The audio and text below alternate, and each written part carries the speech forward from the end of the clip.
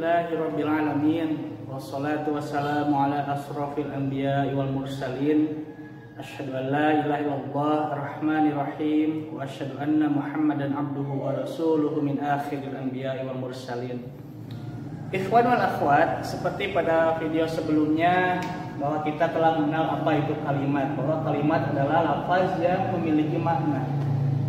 Dan kalimat itu terdiri dari 3 unsur pokok. Yang pertama adalah al-harfu atau huruf-huruf hijaiyah yang mempunyai makna. Dan yang kedua adalah al-fi'lu atau kata kerja ya. Dan yang ketiga adalah unsur yang ketiga adalah al-ismu, nama-nama, itu secara singkatnya. Sedangkan menurut para ulama nahwu, istilah ismu atau isim ini adalah kalimatun dalat ala maknan, kalimat yang di dalamnya mengandung makna, finafsiyah itu di dalamnya, walam taktarim di zamanin, dan dia tidak berkaitan dengan waktu. Jadi isim itu tidak ada keterkaitan dengan waktu. Dan fi'il justru sebaliknya, dia mempunyai keterkaitan dengan waktu. Dan kita kemarin sudah mengenal tentang ciri-ciri isim. Ini sebatas mengulang saja ya supaya lebih tajam ingatannya. Bahwa ciri isim itu sementara ada 4. Yang pertama, jika sebuah isim dilekati, sebuah kalimat dilekati atau diawali oleh alif lam, maka kalimat tersebut adalah sebuah isim. Contoh, ada kalimat Allah. Kita bisa pastikan dia isim karena ada ciri isim yaitu alif lam. Atau alhamdu, alhamdu juga isim. Kenapa dia isim? Ada ciri isim yaitu alif lam. Atau ada juga ar-rahman, ini pun sebuah isim. Kita bisa vonis dia isim karena ada ciri isim yaitu alif lam. Ciri isim yang kedua adalah jika sebuah kalimat berharokat akhir tanwin, mau itu fathatain, mau itu kasrotain atau dhammatain. Kita belajar dulu ya tentang istilah-istilah ini. Jika sebuah kalimat berharokat akhir tanwin, maka kalimat tersebut adalah sebuah isim. Contoh, Muhammadan. Kita tahu Muhammadan sebuah isim karena ada ciri isim yaitu ini, harokat akhirnya tanwin. Atau qalamun, qalamun pun sebuah isim karena ada ciri isim yaitu tanwin. Babun, pintu, ini pun isim sama. Mau itu tanwinnya fathah, doma ataupun kasroh, jika dia bertanwin dialah isim. Ciri yang ketiga, jika sebuah kalimat berharokat akhir kasroh, maka dialah isim. Contoh, maliki, adini, ul a'udzu birabbi, itu robbinya isimnya. Kenapa? Karena dia berharokat akhir kasroh. Setiap kalimat yang berharokat akhir kasroh dialah isim. Sedangkan ciri yang terakhir, jika sebuah kalimat diawali oleh huruf jar, maka bisa kita pastikan bahwa kalimat tersebut adalah sebuah isim. Contoh, billahi, ini salah satu huruf jar ya. Nanti kita perkenalan apa itu huruf jar dan apa saja huruf jar. Billahi. Nah, Allahi ini sebuah isim. Kenapa? Karena diawali oleh huruf jar. Atau minal masjidi, min juga sama salah satu huruf jar, maka al masjidi adalah sebuah isim. Jadi min adalah huruf jar, dan al masjidi adalah sebuah isim. Bi juga sama huruf jar, dan Allahi adalah isim. Dan pada video kita sebelumnya, ikhwan wal akhwat telah mengenal apa itu huruf jar sepintas ya. Bahwa huruf jar itu adalah huruf hijaiyah yang mempunyai makna yang fungsinya adalah untuk mengkasrohkan atau memajrurkan isim. Jadi fungsi huruf jar adalah untuk mengkasrohkan atau memajrurkan sebuah isim. Nah, timbul pertanyaan, huruf jar itu ada apa atau ada berapa sih? Apa saja sih huruf jar itu? Nah, saya punya rumus sakti supaya teman-teman gampang menghafal huruf jar apa saja. Dan ini adalah rumus sakti menghafal huruf jar atau rumus jitu ya. Bahwa yang harus kita ketahui huruf jar itu, yang wajib kita ketahui adalah ada 9 dan ada 2 tambahan, jadi 11 yang harus kita ketahui. Dan untuk menghafal rumusnya dengan mudah, ikhwan wal akhwat bisa menghafal kalimat ini. Rumus yang pertama,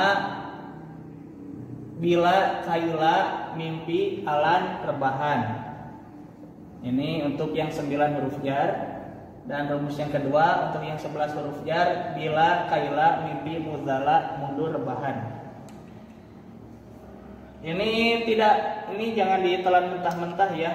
Maksudnya huruf jar ini bila, kaila, mimpi, alan, rebahan, tapi ini harus dijabarkan.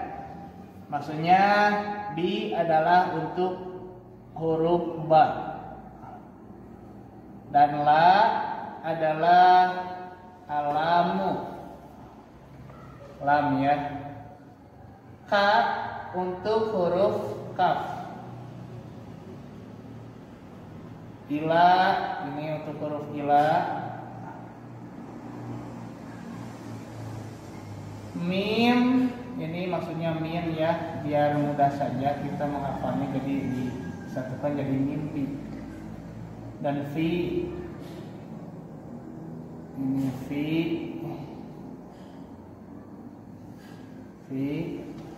alat ini maksudnya adalah untuk alat. Rebah adalah rubah. Dan an.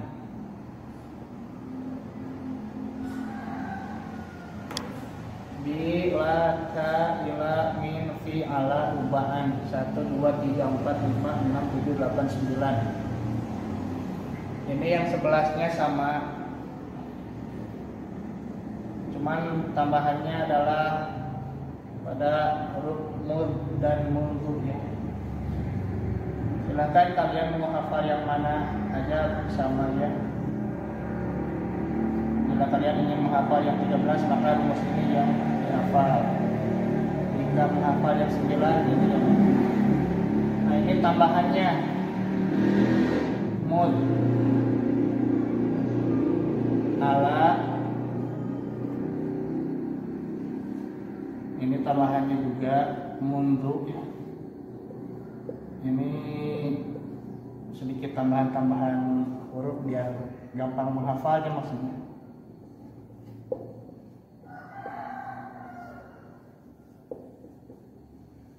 Satu, 2, 3, 4, 5, 6, 7, 8, 9, 10, 11. Nah, ini rumus huruf jar yang bisa kalian hafal. Rumus yang pertama, jika kalian ingin menghafal 9 huruf jar dulu, maka rumus pertama kita gunakan bila, kaila, mimpi, alan, rebahan.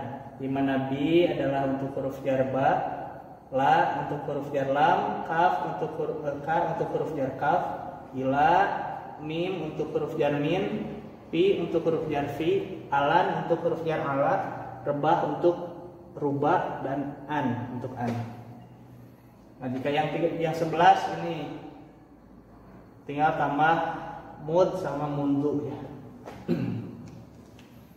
Dan untuk contoh biar teman-teman mudah mengenal huruf jar dan isimnya, ini ada beberapa contoh yang sering kita temui dalam Al-Quran ya. Untuk huruf jar bi artinya oleh atau dengan. Bisa teman-teman temukan di jumlah kalimat ta'awudz.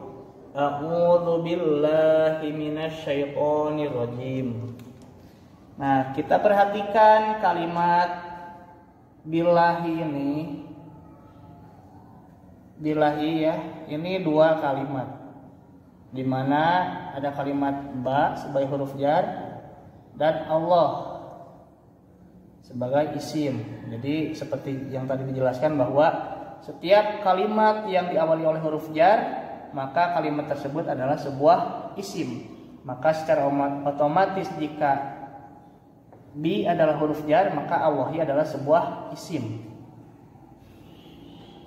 Dan teman-teman bisa perhatikan setiap isim yang diawali oleh huruf jar, maka harokatnya itu pasti kasroh.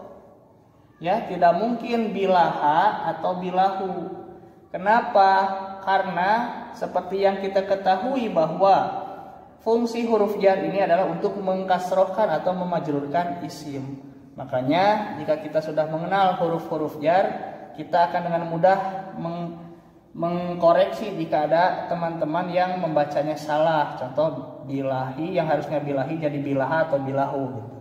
Karena kita telah mengetahui, kita punya hujah, setelah huruf jar pasti kasroh harokatnya.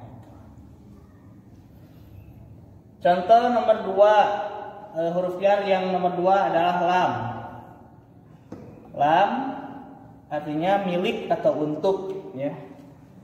Kita bisa temukan di surah Al-Fatihah ayat kedua.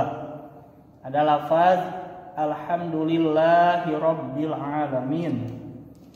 Nah, perhatikan juga ini ada kalimat lillahi. Nah, lillahi di mana dia terbentuk dari dua kalimat. Yang pertama adalah huruf jar lam dan yang kedua adalah Allah. Nah, sama ini pun huruf jar ini fungsinya untuk mengkasrohkan isim. Maka tidak mungkin lillaha atau lillahu, tapi pasti lillahi. Seperti itu ya.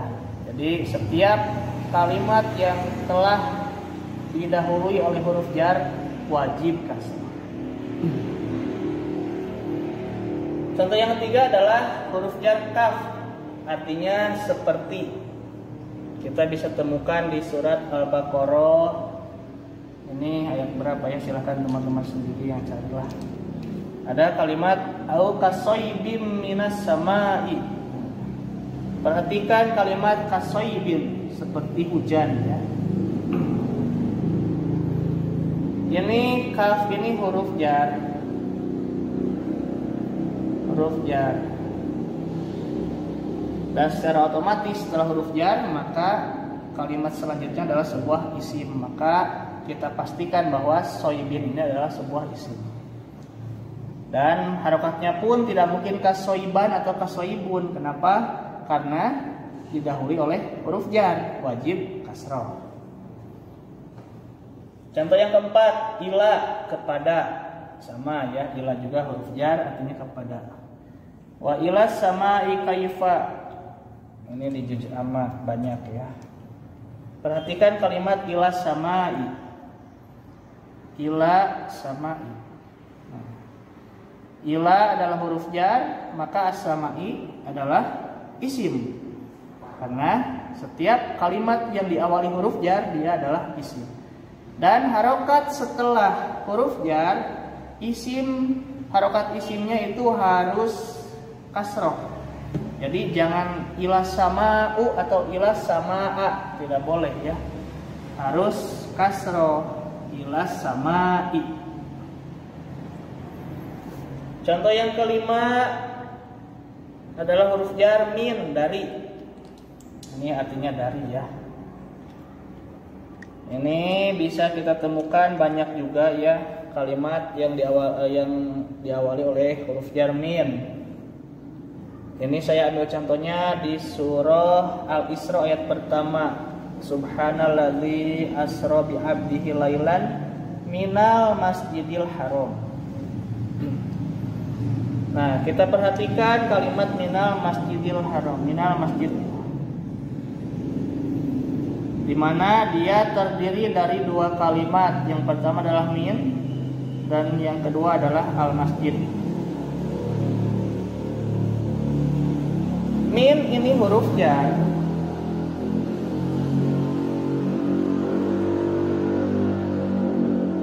Maka secara otomatis al-masjid adalah isim.